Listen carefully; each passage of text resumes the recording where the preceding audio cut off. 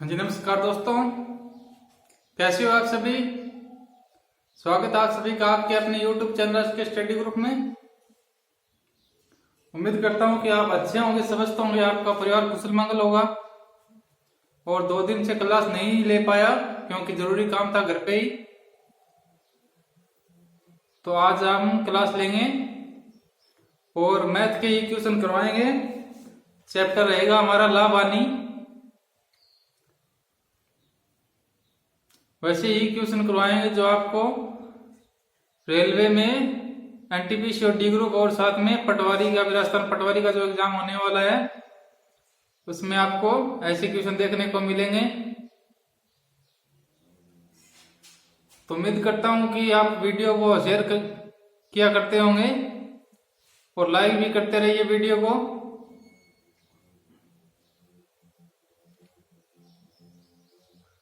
पढ़ाई करो तो खुशी खुशी करो भैया, दुखी होके करने से क्या फायदा।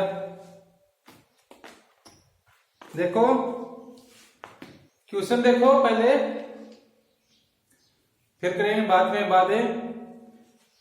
में बात करेंगे। पहले क्वेश्चन देखो। एक आदमी 400 रुपए में एक वस्तु खरीदता है तथा 600 रुपए में बेच देता है तो लाभ प्रतिशत याद करो। लाभ प्रतिशत कितना होगा ये देखना है।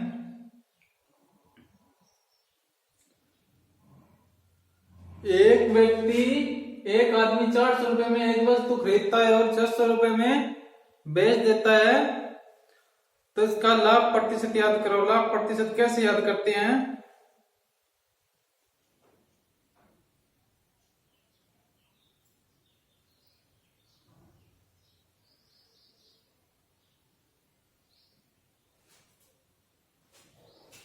देखो, एक आदमी 400 रुपए में कोई वस्तु खरीदता है तथा 600 रुपए में बेच देता है तो लाभ प्रतिशत याद करना है।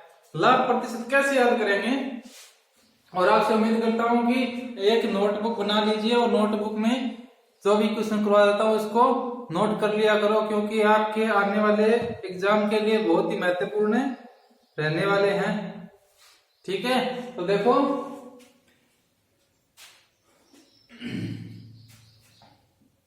400 रुपए में खरीदा है,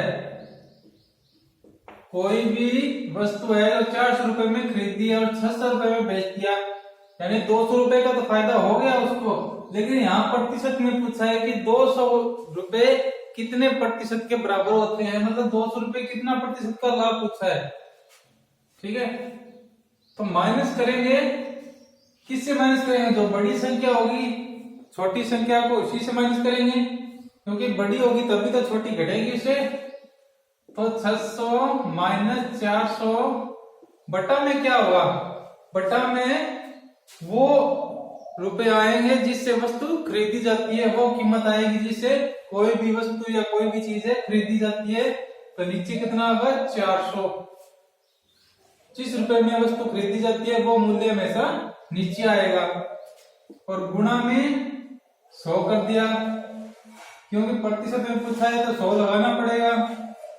600 माइनस कितने 400 किए तो कितना आ रहा है 200 बट्टे 400 गुणा में 100। गुणा में 200 पर से 200 पर काट दिया, चाहे 200 वाली काट दो या 100 वाली काट दो, बात एक ही है। और 4 5 जाके 20, असल शून्य बच गई 1, तो हमारे पास कितना आ जाएगा 50% आंसर आ जाएगा। कितना 50% उत्तर, यानी 50% का उस व्यक्ति को लाभ हुआ। 400 में खरीदी थी 600 रुपए में बेच दी तो 200 का 50% उसको लाभ हो गया। ठीक है, अभी देखो दूसरा क्वेश्चन। यदि एक साइकिल 3000 रुपए में खरीदी जाती है तब 2500 रुपए में बेच दी जाती है तो प्रतिशत हानि का प्रतिशत याद करो। इसमें लाभ याद करना था लेकिन उसमें हानि याद करनी है, क्योंकि हानि हुई है उसको 500 रुपए की। अब 500 रुपए में प्रतिशत में बदलने हैं हमें कि कितनी प्रतिशत की हानि होगी। तो देखो ऐसे ही 3000 रुपए में साइकिल खरीदी थी, 3,000 रुपए में साइकिल खरीदी थी और बेची कितने में थी? 2500 में, 500 रुपए का घाटा खाकर 2500 रुपए में बेच दी, 2500 रुपए में बेच दी। अब बट्टे में क्या आएगा? बट्टे में जिस मूल्य पर वस्तु खरीदी जाती है वो मूल्य नीचे बट्टे में आएगा। 3,000 रुपए और गुणा में कितने? 100, क्योंकि प्रतिशत में पूछ रहा है तो 100 आएगा। इसको हल करो, 3,000 माइनस 2500 हो गए तो कितने बच गए? 500 बटे में 3,000 गुणा में 100।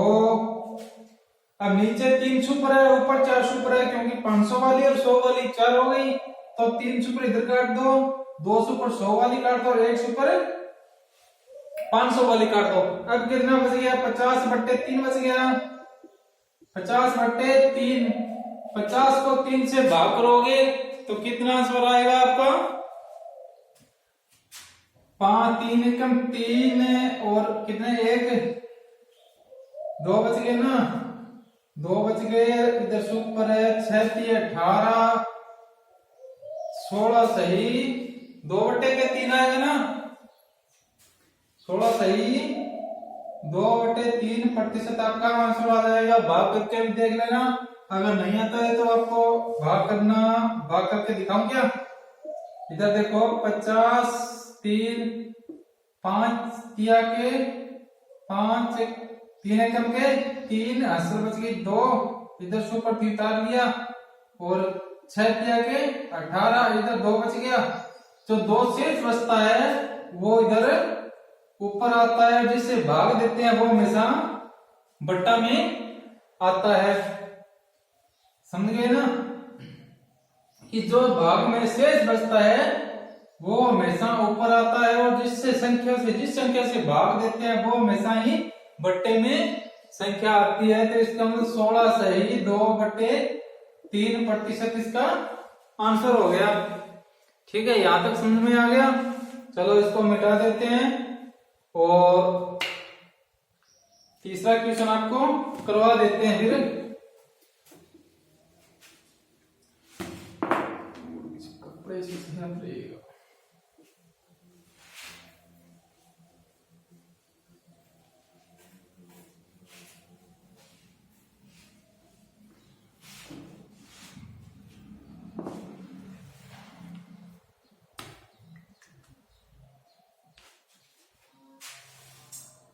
क्वेश्चन नंबर 3 देखो, क्वेश्चन नंबर 3 देखो, 2 तो आपको समझ में आ ही गया होगा। देखो, किसी वस्तु का क्रय मूल्य है, किसी वस्तु का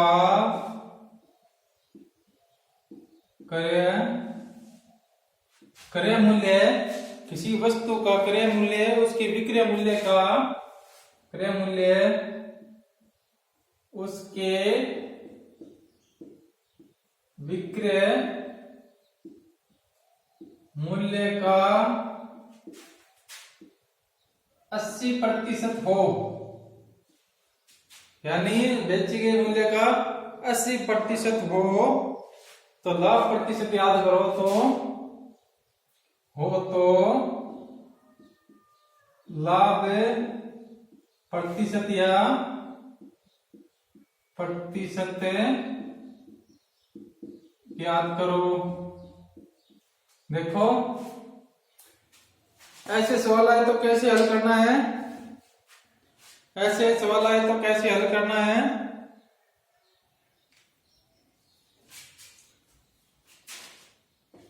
आंसर देखो, किसी वस्तु का क्रय मूल्य है, क्रय मतलब है खरीदा गया मूल्य, और विक्रय मूल्य का 80%, विक्रय मूल्य का 80% यानी बेचा हुआ मूल्य है उसका 80% क्रय मूल्य है। मतलब ये कोई चीज हमने 100 रुपए में बेच दी, ठीक है, 100 रुपए में बेची तो इसका 80% कितना हुआ? 80 हुआ। क्रय मूल्य हमारा 80 है, यानी विक्रय मूल्य अगर 100 रुपए में बेची है तो क्रय मूल्य 80 रुपए हुआ, क्योंकि 80% है तो 100 पूरा 100% होगा, तो ये 80 है तो 80% होगा। ठीक है, तो देखो इधर लिख लो आप क्रय मूल्य और इधर लिखो विक्रय मूल्य। क्रय मूल्य कितना है 80%। 80% पता है ना कि विक्रय मूल्य का 80% है, यानी विक्रय मूल्य 100 है तो क्रय मूल्य 80% है। विक्रय मूल्य कितना है 100 रुपए, 100%। ठीक है, अभी देखो हानि लाभ प्रतिशत याद करना है। तो लाभ मतलब 100 है ना, बड़ी संख्या से ही छोटी संख्या हमेशा घटती है। तो 100 माइनस 80 करो बट्टे में क्रय मूल्य आएगा कितना 80। क्रय मूल्य कितना है, क्रय मूल्य हमेशा नहीं, विक्रय मूल्य नहीं, माइनस करना है ना इसको, लाभ करना है तो 100 आएगा हमेशा, सॉरी क्रय मूल्य में 80 है और विक्रय मूल्य 100 है तो 100 आएगा और बट्टा गुणा में 100। इसको हल करेंगे 20/100 गुणा में 100। 100 से 100 कट गया, कितने बचे हमारे पास 20%। लाभ प्रतिशत पूछा है तो लाभ कितना प्रतिशत हुआ 20% का लाभ हुआ। और अब आपको उसके सूत्र बता देता हूं, सूत्र लिख लेना अपने नोटबुक में, जिसके आधार पर ये सभी क्वेश्चन को हल किया जा सकता है। किसी भी अगर लाभ हानि में किसी भी प्रकार का क्वेश्चन आए तो उसी ट्रिक के साथ आप यानी सूत्र लगा के आप हल कर सकते हो। ठीक है, देखो अभी इसको मिटा देता हूं, नोट कर लेना। यहां तक समझ में आ गया होगा।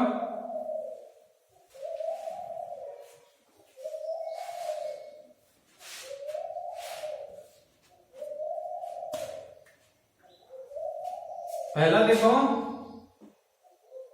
लाभ याद करना हो तो क्या करना पड़ेगा,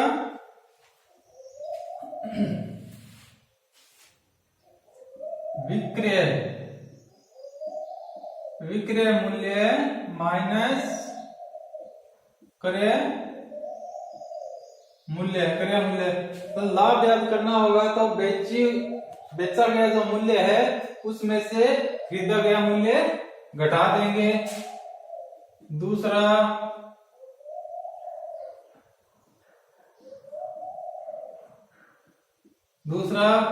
हानि याद करना हो तो क्रय मूल्य से विक्रय मूल्य उसका उल्टा हो जाएगा। क्रय मूल्य से विक्रय मूल्य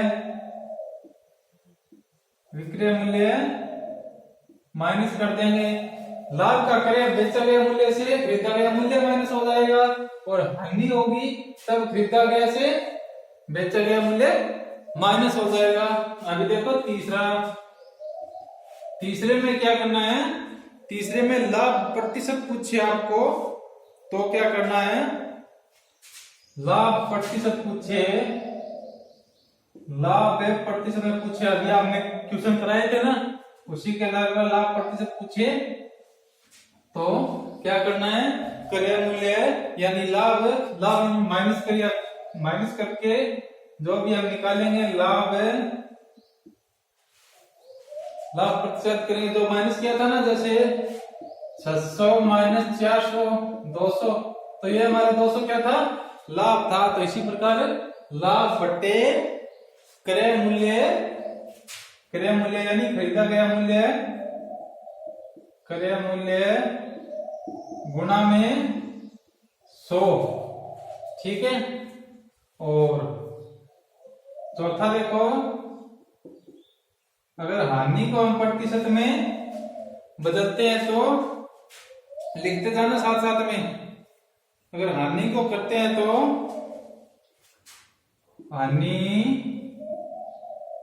हानि बटे क्रय मूल्य वही होगा, क्रय मूल्य गुणा में 100। ठीक है, और पांचवा देखो, यानी दर पूछे किस समय का, यानी दर प्रतिशत में पूछे तो क्या करेंगे, दर पूछे यानी आर की वैल्यू पूछे, आर प्रतिशत में पूछे, आर को किससे संबोधित करते हैं? दर में। आर को किस में संबोधित करते हैं? दर में। आर किसका सिंबल है? ये दर का सिंबल है। तो किस तरह इसको हल कर देंगे? देखो, अगर यह आर प्रतिशत में पूछे, आर प्रतिशत में पूछे यानी लाभ का पूछे, लाभ याद कर लें, आर प्रतिशत में लाभ पूछे तो लाभ प्रतिशत में पूछे तो क्रय मूल्य गुणा 100 प्लस, ये ध्यान रखना, लाभ पूछा है तो प्लस आर यानी दर बटे कितने? 100। ठीक है। और छठा देखो, आर दर आपको हानि में पूछे, दर प्रतिशत हानि प्रतिशत में पूछे तो क्या करना है? अगर हानि नोट करते जाना, साथ साथ में याद रखना, हानि में पूछे तो क्या करना है? क्रय मूल्य यही होगा, सेम टू सेम होगा, क्रय मूल्य गुणा 100। इधर प्लस किया था क्योंकि लाभ प्रतिशत पूछा है इसलिए प्लस किया था, यहाँ हानि पूछ रहा है, हानि प्रतिशत होगा तो माइनस आर बटे 100 लिख देना है, क्योंकि माइनस प्लस ही तो चेंज करना है, लाभ के लिए प्लस होगा और हानि के लिए माइनस होगा, ये ध्यान रखना। और अब अंकित मूल्य के ऊपर अगर दर प्रतिशत पूछे, अंकित दिख रहा है ना, साथ में देखो, अंकित मूल्य पर दर यानी आर की वैल्यू पूछे तो क्या करना है? अगर अंकित मूल्य दिया हो और उसमें दर पूछे तो क्या करना है? दर का प्रतिशत या छूट पूछे, दर प्रतिशत छूट पूछे तो कौन सा सूत्र लगाना है हमें? कौन सा सूत्र?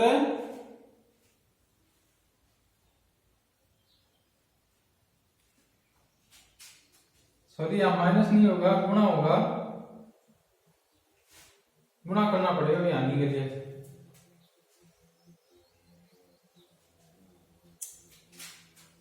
अंकित मूल्य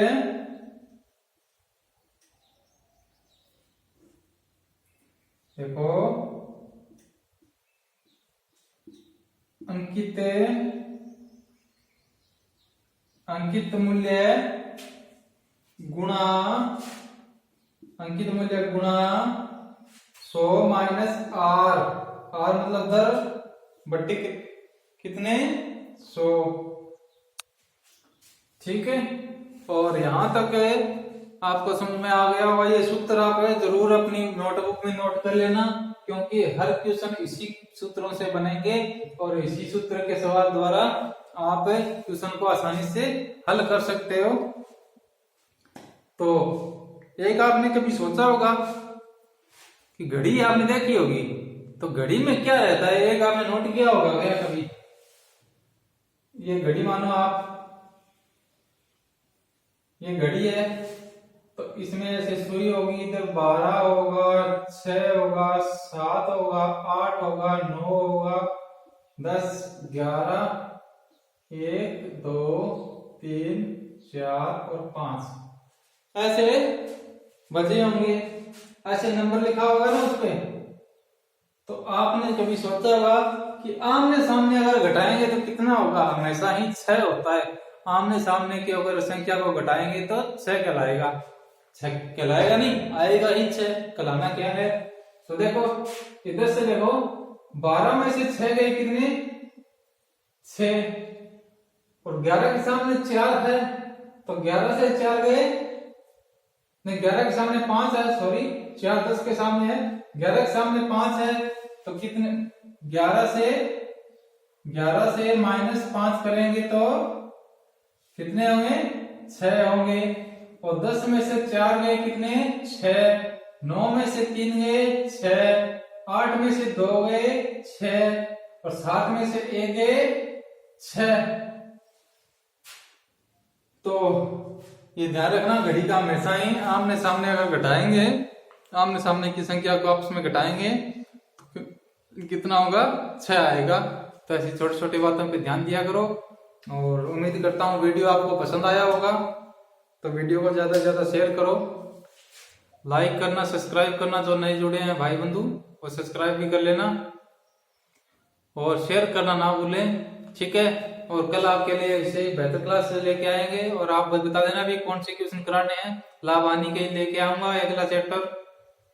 तो कल तक के लिए राम राम, जय हिंद, जय भारत।